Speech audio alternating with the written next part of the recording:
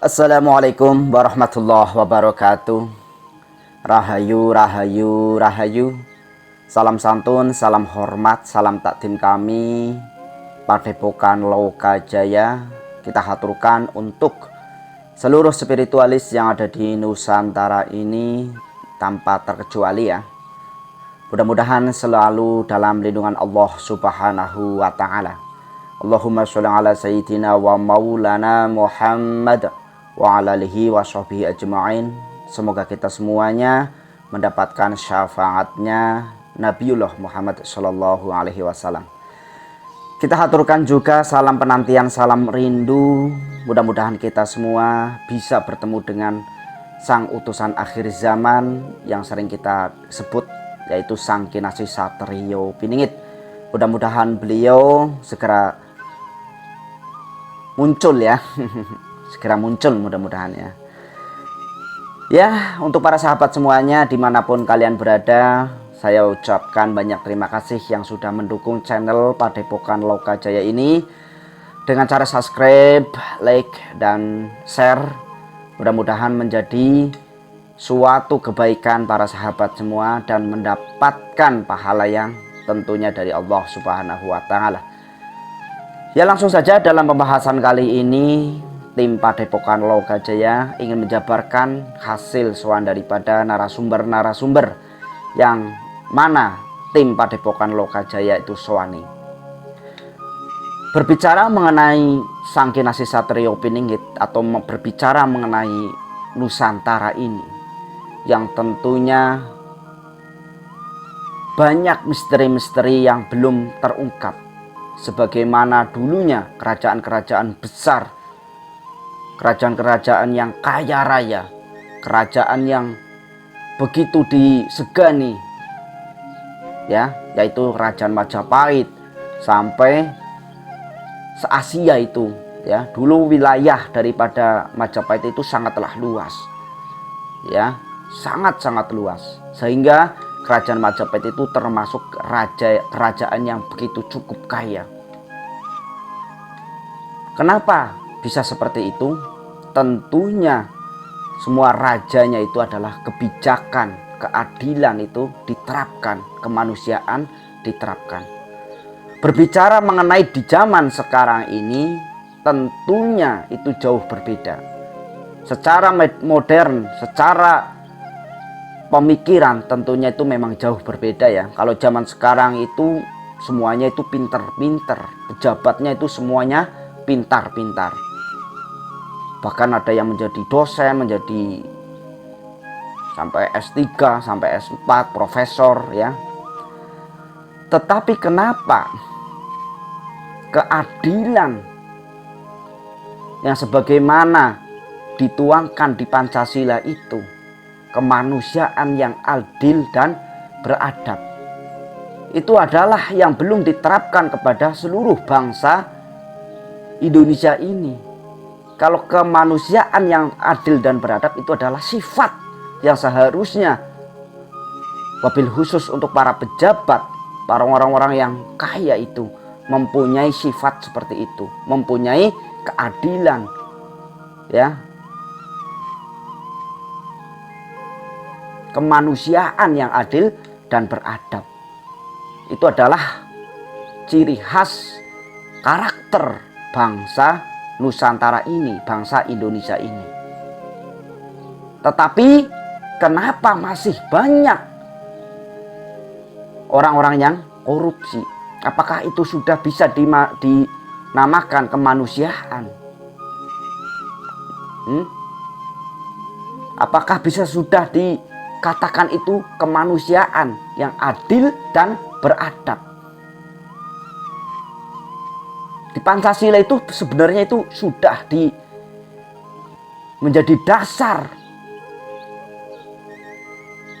orang yang berkependudukan Nusantara atau Indonesia ini. Tapi bukti nyatanya masih belum semuanya memiliki sifat-sifat kemanusiaan yang adil dan beradab. Bila memang itu semua para pejabat memiliki sifat-sifat seperti itu, mengeterapkan Pancasila yang kedua itu, tentunya Indonesia ini akan makmur. Ini kemakmuran, ya. Kemakmuran ini akan kita rasakan bersama-sama. Apakah tidak malu untuk para koruptor ini? Ya, ini harus ditonton oleh orang-orang koruptor nih.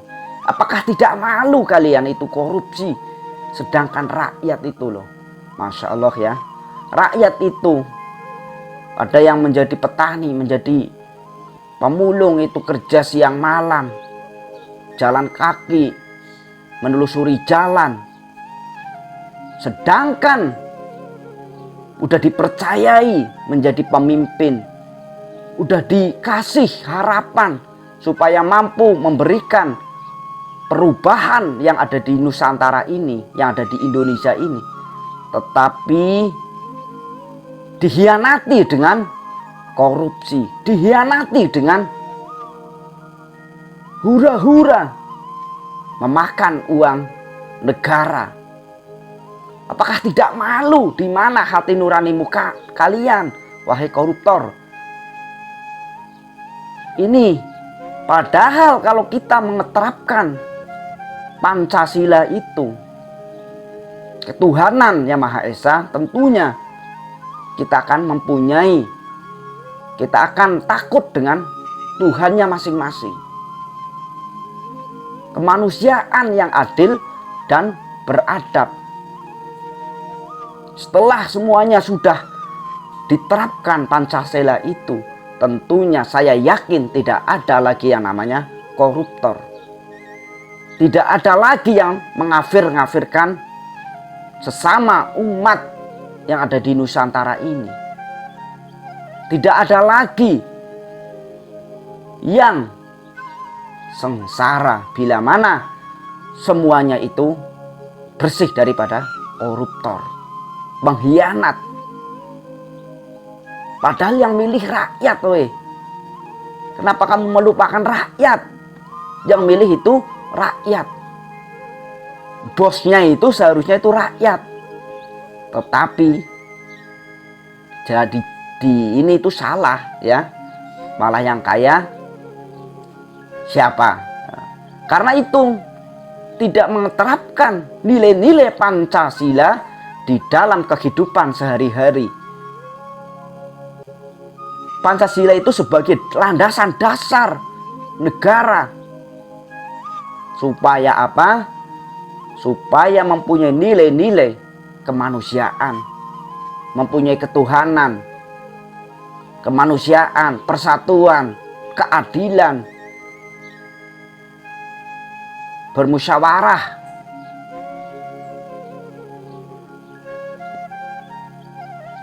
Itu. Inilah zaman akhir. Sebagaimana yang dikatakan oleh Prabu Joyoboyo, bila mana kamu sudah mengetahui, melihat, menyaksikan para pejabat itu sudah tidak amanah lagi, itu menandakan kamu sudah dekat dengan yang namanya Sang Kinasih Satrio Piningit. Ini Prabu Joyoboyo sudah mengetahui hal itu, yang nantinya di zaman akhir itu banyak seperti itu. Apa namanya? Hukum runcing ke bawah. Ya, hukumnya itu runcing ke bawah. Ke atas, ke orang-orang yang berduit. Itu bisa dinegosiasi. Itulah kenapa saya mengatakan seperti ini. Karena saya sering melihat orang-orang yang di pinggir jalan, yang tidak punya rumah, yang tidak punya pekerjaan, tetapi saat pemilu mereka itu semuanya wajib untuk memilih, menentukan suatu pilihannya. Tetapi setelah jadi lupa. Kalau lupa tidak masalah ya. Yang penting itu jangan korupsi. Karena korupsi itu benar-benar memiskinkan seluruh rakyat Indonesia. Sadarlah wahai para koruptor. Sadar. Hidup ini seharusnya itu mengetapkan nilai-nilai Pancasila itu. Kemanusiaan yang adil dan beradab. Kemakmuran bagi seluruh rakyat Indonesia. Itu nilai-nilai Pancasila. Apakah kita harus seperti ini terus? Apakah alam nanti yang akan mengadili orang-orang yang tidak adil? Apakah alam akan memberikan suatu hukuman kepada orang-orang yang bermain hukum? Itu ya, itulah ujangan daripada sesepuh untuk menyampaikan hal itu. Karena apa? Karena kalau kita semua itu menerapkan di dalam sehari-hari kita nilai-nilai Pancasila itu, ya tentunya seluruh bangsa Indonesia, rakyat Indonesia itu akan makmur, akan mengalami suatu perekonomian yang baik. Karena apa? Karena terhindar dari namanya korupsi, bebas dari korupsi, bebas dari pungli, bebas dari kesemenang-menangan mengatasnamakan pangkat itu. Ya, itulah ini untuk wejangan untuk dari sesepuh ya, untuk seluruh para pejabat yang ada di Nusantara ini, Indonesia ini, mudah-mudahan amanah dan sayang welas asih kepada masyarakat, kepada rakyatnya. Ya, itulah. Ya, barangkali teman-teman mau sewa mobil dimanapun kalian berada, di Surabaya, di Jawa Timur, di Bekasi, di Tangerang, di Jakarta, mau jalan-jalan seumpamanya, mau acara nikahan, wisata, kunjungi saja websitenya di sini nih, www.kudaku.id. Ya, tinggal pilih mobil jenis apapun ada. Itu seluruh Indonesia sudah ada. Terpercaya dan nyaman. Terima kasih, selalu kita tingkatkan kualitas ibadah kita kepada Allah Subhanahu wa taala, tingkatkan keimanannya. Mudah-mudahan kita semua selalu dalam lindungan Allah Subhanahu wa taala. Mohon untuk dimaafkan bila mana jauh daripada kebenaran, karena ini semata-mata hanyalah wejangan daripada sesepuh. Anggap aja kalau ada baiknya, ada benarnya, itu diambil hikmahnya. Kalau ada kesalahan, dibuang sejauh-jauhnya.